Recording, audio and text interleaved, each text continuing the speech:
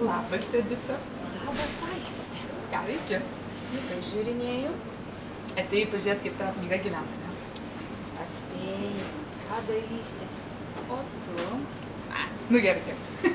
Aš ir visada ateinu aplankyti, kai ateinu į knygyną. Tai kaip jautiesi pirmą knygą išleidus? Puikiai. Iš tiesų puikiai, bet nuotaikos prieštaringos. Ir kitas dalykas, kad labai norisi daugiau rašyti. Jau didelį gabalą antros knygos parašiau. Eik tu, nu ir apie antrą knygą. O antra knyga bus su tais pačiais herojais, tik jie paklius į tokį dvarą paslaptingą, su paslaptingais veikėjais, susiras naujų draugų ir paklius į didelę nelaimę. Į didelę nelaimę. Aš dabar juos traukiu, tuos veikėjus, už ausių tiesiog. Bet nežinau, paaugliai yra, nežinau, ar ištrauksiu. Ištraukiu. Agi tu įdomaus rašinėjai? Nu, aš irgi, žinai, nieko naujo. Irgi, ta prasme, man irgi ta pati nuotaika yra. Irgi labai norėjau tęsti šitos knygos, nes kažkaip labai man patinka tas veikėjas. Tai va. Tai dabar bus apie meilę. Su tom vienčiom veikėjom, bet ne apie draugystę, o apie meilę. Skamba labai intriguojančiai. Iš tiesų, o kaip tu pati sugalvojai rašyti paaugliams? Juk rašydavai daugiau suaugusiems žmonėms. Ir pjesės tavo, ir pati pirmoji knyga, ir straipsniai. Tokie rimti. Tai viskas gi nuo dialogo prasideda. Supranti, man paskambino leidykla ir sako, va darom tokią naują seriją. Ir tai bus, nu, ne užsienietiška literatūra paaugliam, kuri pakankamai populiari, bet lietuviška. Ir man tai pasirodė labai įdomu ir tikrai naudinga, nes man atrodo, tokios literatūros trūksta lietuviškos ir aš mielai sutikau pabandyti. Tai šauniai.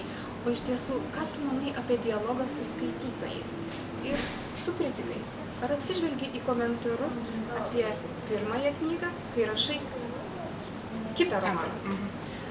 Žiūrint į kokius komentarus, tai prasme, į įžvalgius, kur žmonės yra tikrai įsiskaitę, kuriem yra tikrai įdomu pati knyga, o ne tik jie patys, aš visada atsižvelgiu tokius komentarus.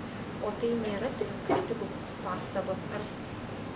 Ne, nebūtinai. Ta prasme, aš manau, kad tikrai daug mūsų skaitytojų, ir man dažnai tai būna, kad labai daug mūsų skaitytojų, jie kartais net labiau įsiskaito į knygą ir geranoriškiau jie žiūri negu daugelis mūsų kritikų. Ir man labai gaila, kad aš tiesiog fizinės galimybės neturiu su tais skaitytojais susitikti ir jų asmeniškai kiekvieną išklausyti.